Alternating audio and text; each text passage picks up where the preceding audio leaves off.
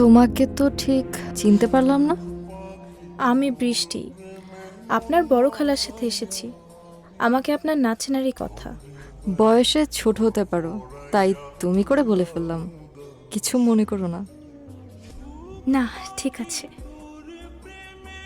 তুমি এখানে একা কেন দাঁড়িয়ে আছো? আপনার অসুবিধা হলে আমি চলে যাব। আরে না, অসুবিধা হবে কেন? আমি শুধু জানতে চেয়েছিলাম। আসলে আমি এখানে আসতে চাইনি। আপনার বড় খালা আর আমার মা বান্ধবী বসার ঘরে মন খারাপ করে বসেছিলাম, তাই জোর করে এখানে পাঠিয়ে দিয়েছে। বিয়ে বাড়ির হইচই হট্টগোল আমার একটুও ভালো লাগে না। দুঃখিত। আমি আবার একটু সোজা সাপটা কথা বলি। বিয়েটা যেহেতু আপনাকে বলা একটুও উচিত হচ্ছে না। আজ তো আপনার আনন্দের দিন। মন খারাপ কেন? বলা যাবে না। গোপন কিছু? আচ্ছা থাক, বলতে হবে না। গল্প শুনবে?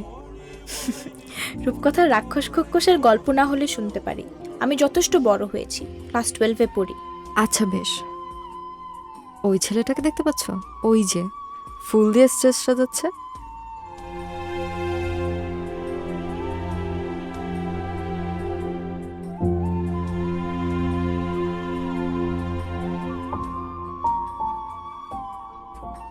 হুম। ও আমার প্রেমিক। ওর গল্পটা বলি। আপনার প্রেমিক? হ্যাঁ, যদিও একটু মাথা মোটা, কাণ্ডজ্ঞানহীন।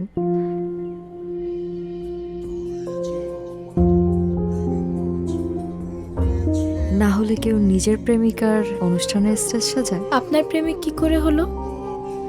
আমাদের বাসার কাছে ওর একটা নার্সারি আছে, পাশাপাশি ইভেন্টও করে। আমার কলেজে একটা নাচের প্রোগ্রাম ছিল, খোপার ফুল কিনতে গিয়ে ওর সাথে দেখা। এই যে তুই এখন এখানে দাঁড়িয়ে আছিস, রেডি হসনি? ওরা তো চলে আসছে বলে। ভালো লাগছে না মা। কেন তোমরা শুধু শুধু এত আয়োজন করতে গেলে?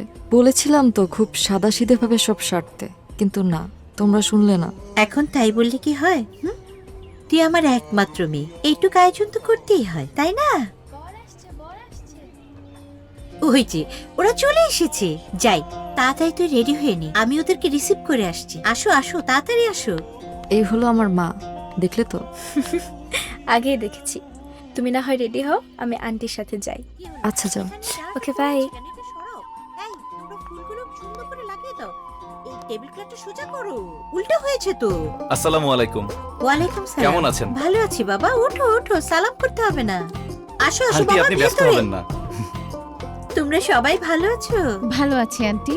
আমাদের সুইট ভাবিটা কই? ও রেডি হচ্ছে। পরিচয় করিয়ে দিচ্ছি, ও হচ্ছে বৃষ্টি, তৃণর কাজিন। আসসালামু আলাইকুম। ওয়ালাইকুম আসসালাম। কই গিফটগুলো দাও। হ্যাঁ, আন্টি গিফটগুলা। এত কিছুর কি দরকার ছিল?